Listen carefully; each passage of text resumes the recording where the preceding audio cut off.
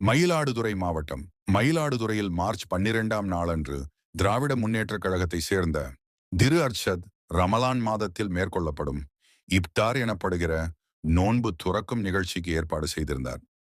இந்நிகழ்ச்சி இஸ்லாமியர்களால் பின்பற்றப்படுகிற ஒரு வழக்கமான நோன்பு திறக்கும் நிகழ்ச்சியாக அல்லாமல் அனைத்து மத குருமார்களும் கலந்து கொண்டது மிகுந்த வரவேற்பிற்குரியதாக இருந்தது.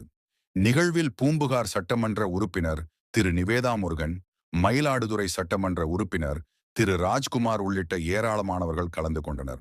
நிகழ்வு குறித்து நம்மிடம் பேசிய திரு அர்ஷத், இந்தியாவிலேயே தமிழகம்தான் மத நல்லிணக்கத்திற்கு எடுத்துக்காட்டான மாநிலமாக திகழ்ந்து வருகிறது.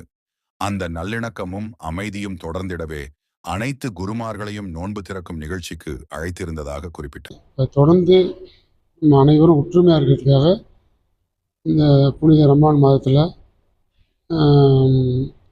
ஆதீனத்தில் உள்ள சாமிகளும், ஃபாதரு, சர்ச்சிலேருந்து ஃபாதரு, பல்லாசிலேருந்து அஜிரத், பாக்கி இங்கே உள்ள எம்எல்ஏக்கள், டாக்டர், லயன்ஸ் கிளப் மெம்பர்ஸ், அனைத்து இஸ்லாமிய அமைப்பு மற்றும் மாற்று மத சகோதரர்கள் அனைவரும் சேர்ந்து ஒத்துமையாக போலீஸ்லேருந்து எல்லாத்தையும் நம்ம அழைச்சி இது பண்ணியிருக்கோம். மேலும் திரு அர்ஷத், சென்னையை அடுத்த நங்கநல்லூரில் ரூபாய் 65 கோடியில் ஹஜ் இல்லம் கட்டப்படும் என்ற தமிழ்நாடு முதலமைச்சரின் அறிவிப்பை வரவேற்று நன்றி தெரிவித்தார்.